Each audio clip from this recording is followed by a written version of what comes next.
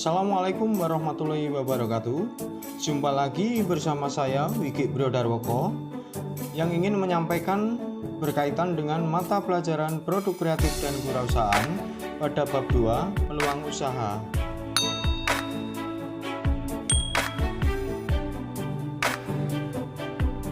Di kesempatan kali ini ada beberapa hal yang perlu saya sampaikan berkaitan dengan pokok materi peluang usaha, yaitu kompetensi dasar dan indikator pencapaian kompetensinya.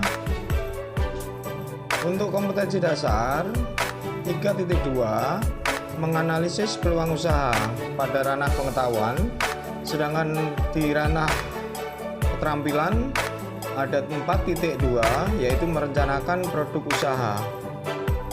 Pada indikator pencapaian kompetensi yaitu ada menjelaskan pengertian peluang usaha, menerapkan metode analisis peluang usaha, menganalisis peluang usaha, mengidentifikasi peluang usaha dari suatu produk usaha, dan yang terakhir adalah merencanakan produk usaha barang atau jasa.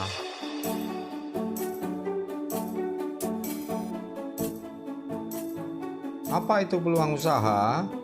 Kata peluang usaha tersusun atas dua kata, yakni kata peluang dan kata usaha.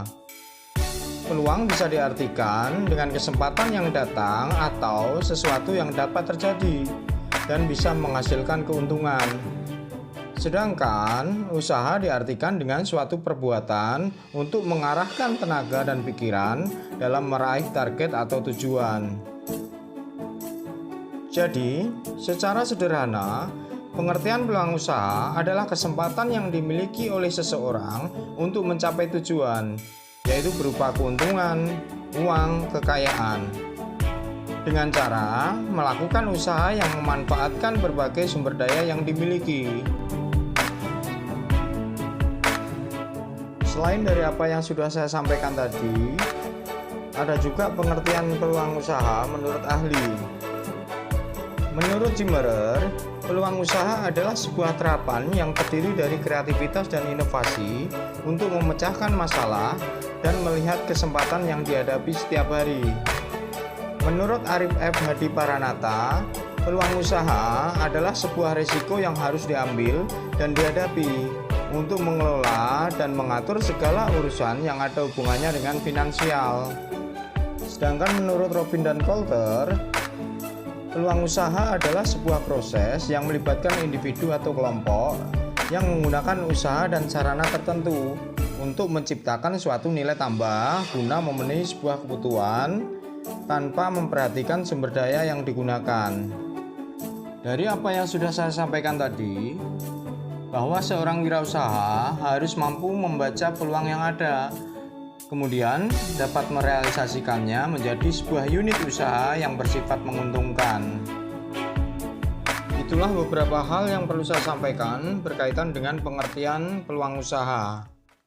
Untuk selanjutnya yang perlu kita bahas di sini yaitu menganalisis peluang usaha. Analisis peluang usaha adalah sebuah bentuk dari metode yang digunakan oleh wirausahawan di dalam melakukan penentuan terhadap apa yang akan dilakukan di dalam melakukan persaingan terhadap berbagai macam bentuk jenis usaha lain yang terdapat di sekitarnya. Proses analisis peluang usaha tersebut juga dapat dilakukan dengan menggunakan analisis SWOT, yaitu terdiri dari strength, weakness, opportunity, dan threat.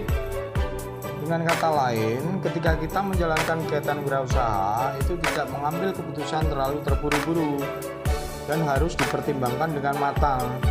Selain itu, analisis SWOT itu juga bisa mengetahui apakah usaha yang akan kita jalankan itu layak atau tidak, ataukah mungkin kita mengganti dengan usaha yang lain.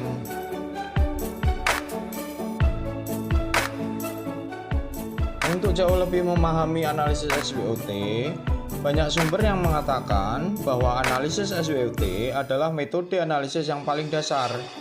Analisis ini bermanfaat untuk mengetahui suatu permasalahan dari 4 sisi yang berbeda, yaitu kekuatan atau strength, kelemahan, weakness, peluang, opportunity, dan ancaman, threat-nya.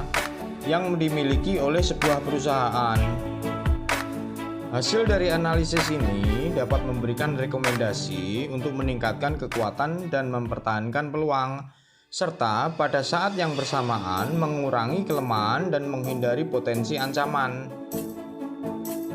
Analisis SWOT juga berperan sebagai instrumen yang bermanfaat dalam aktivitas analisis strategis. Dengan analisis ini, suatu organisasi dapat meminimalisir kelemahan dan menekan dampak ancaman yang harus dihadapi.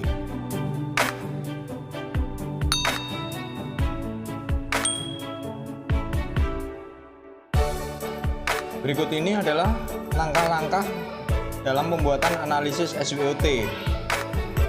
Yang perlu kita lakukan, menentukan dulu faktor-faktornya, kemudian posisikan pada faktor internal dan eksternalnya. Untuk strength adalah kekuatan internal tentang apa yang mendukung usaha kita dalam mencapai sasaran. Weakness adalah kelemahan internal tentang apa yang membatasi atau menghambat usaha. Opportunity adalah peluang eksternal tentang apa saja yang menguntungkan dan sesuai dengan kemampuan. Sedangkan threat adalah ancaman apa saja yang terjadi saat memulai usaha atau sedang menjalankan usaha tersebut. Analisis SWOT dapat diterapkan dengan cara menganalisis dan memilah berbagai macam hal yang mempengaruhi keempat faktornya. Contohnya, apa yang harus dilakukan dengan baik, apa yang salah sekarang, kemungkinan apa yang muncul atau yang ada, apa yang dapat menjadi salah. Dari faktor yang sudah kita tentukan, maka kita bisa menerapkannya dalam bentuk gambar matrik SWOT.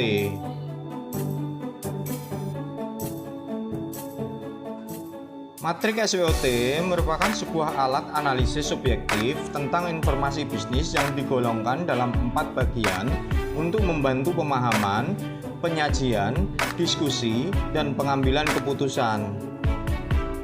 4 dimensi yang ada pada matrik membagi kelebihan dan kekurangan, kemudian mempertemukannya dengan faktor internal dan faktor eksternalnya. Dalam aplikasinya adalah bagaimana kekuatan mampu mengambil keuntungan dari peluang yang ada. Bagaimana cara mengatasi kelemahan yang mencegah keuntungan dari peluang yang ada. Dan selanjutnya, bagaimana kekuatan mampu menghadapi ancaman yang ada.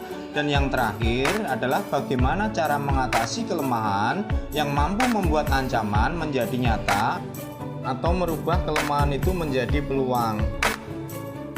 Untuk lebih jauh memahami, silahkan kalian perhatikan bentuk analisis aplikasi yang kita gunakan saat ini, yaitu aplikasi WhatsApp. Coba kita perhatikan dari sisi internal, yaitu strength dan weakness-nya.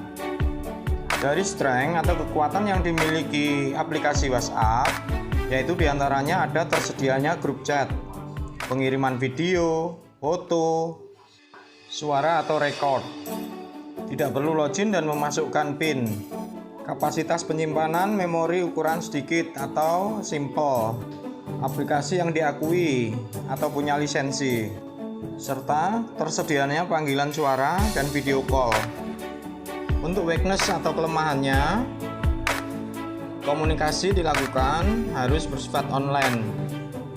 Kualitas bagus dan tidaknya video call itu bergantung pada kekuatan sinyal. Sedangkan pada sisi eksternalnya itu ada opportunity dan threat. Untuk opportunity atau peluang, pelanggan setia, teknologi semakin maju, pemimpin pasar, dan peminat smartphone itu semakin banyak. Untuk threat atau ancaman, yaitu adanya pesaing, produk pengganti, aplikasi serupa, dan bersifat gratis. Dari faktor yang sudah ditentukan, maka langkah selanjutnya yaitu mengkaitkan di antara faktor-faktor tersebut. Hubungan antara strength dengan opportunity atau SO memunculkan comparative advantage, menciptakan banyak opsi untuk mempermudah pengguna, dan tetap ada pemblokiran iklan supaya pelanggan tetap merasa nyaman. Hubungan faktor weakness dan opportunity-nya, WO, yaitu menciptakan divestment dan investment, membiarkan pelanggan memilah aplikasi yang menurutnya terbaik, mengadakan kerjasama dengan merek smartphone tertentu. Hubungan faktor strength dan threat, ST, menciptakan mobilization, yaitu mengubah tampilan aplikasi menjadi lebih menarik, melakukan kerjasama dengan aplikasi produk pengganti. Untuk yang terakhir yaitu keterkaitan antara faktor weakness dan threat-nya, WT, menciptakan damage control, yaitu bisa dilakukan dengan cara pengakuisisian sehingga dapat memperkecil resiko, mengurangi pesaing, serta memperbanyak koneksi atau mitra.